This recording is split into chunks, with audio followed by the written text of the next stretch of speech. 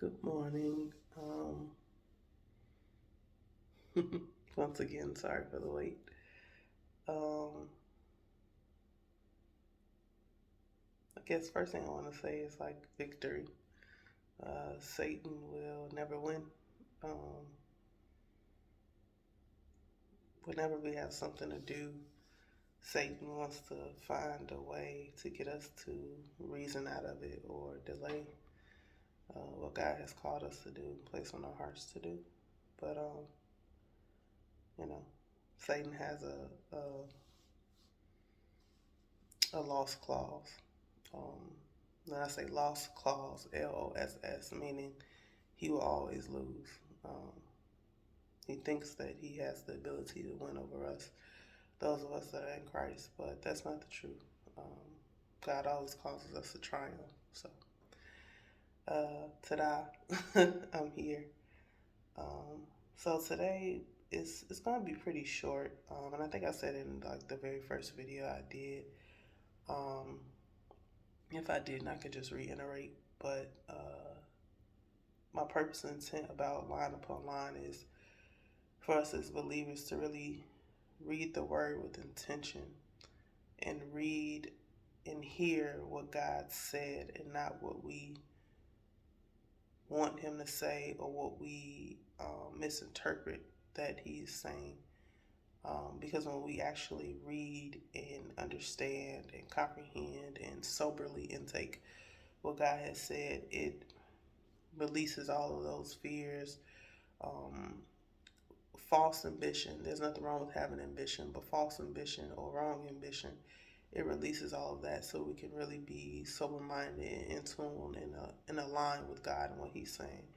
And so like today, I don't know if anybody else is dealing with this or has dealt with it, but today the scripture that I picked and was led to was Matthew 6:27. So I'm going to read two translations. The first one is KJV, which is the King James Version, and the second one is the FNVNT, which is the First Nations Version. And so if you have the Bible app, download it. It's free. And you can find the translations there or whatever Bible app you have, or you can just Google it. So it says, which of you, by taking thought, can add 1 cubit unto his stature? That's the King James Version. And then the First Nations Version, can worry add even one more step to the length of your life's journey? And as believers, when we experience things in life, I don't think we do it intentionally, but because we're spirit, but because we're also human. And before we became Christians, maybe our go-to was to worry. Maybe the way before we got to a solution, was to worry about things. But what the writer is saying is basically like, and God said it too, because it's highlighted in red, but God was saying like, how much more time can you add to your life? What else can be added by you taking time to worry over whatever circumstance or situations may be going on in your life for that day, for that moment, for that season? What else can be added to it? Because we only have 24 hours in a day.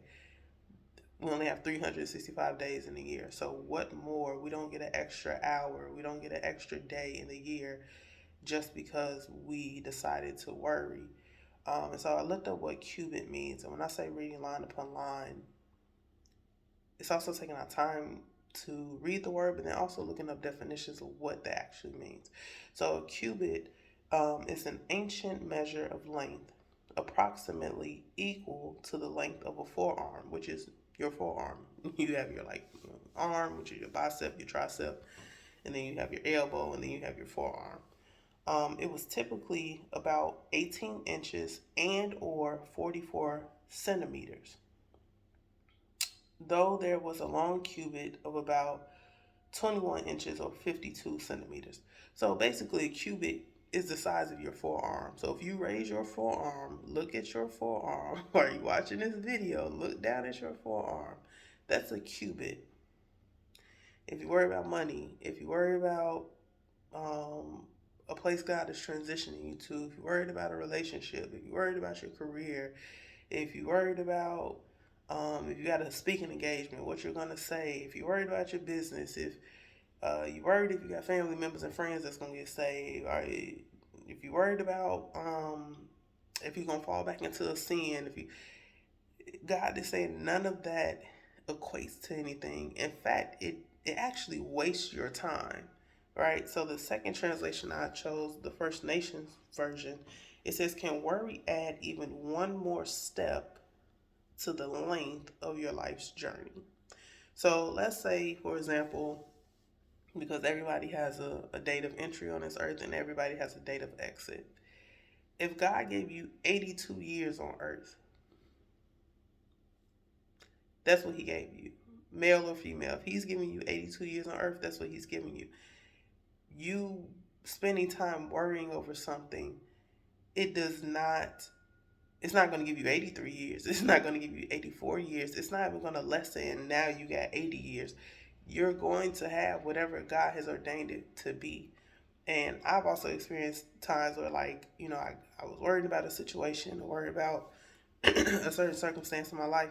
And then I got through it, and then I looked up and I was like, what were you worrying about? Like, why were you spending time worrying about stupid stuff?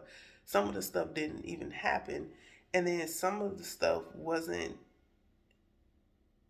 what it seemed. And what I realized, like, the revelation of it is, when we spend time worrying on stuff, that also gives the chance for the enemy, Satan, to gain ground. That gives him time to sometimes put false stories or narratives in our minds that didn't happen. Sometimes we come up with our own false stories or narratives, or sometimes because we're worrying about a certain, I like to say, fixated on a certain situation or circumstance, we can't even be present for the other things in our life that is going well, other things in our life that is working, other things in our life that do require and need our attention.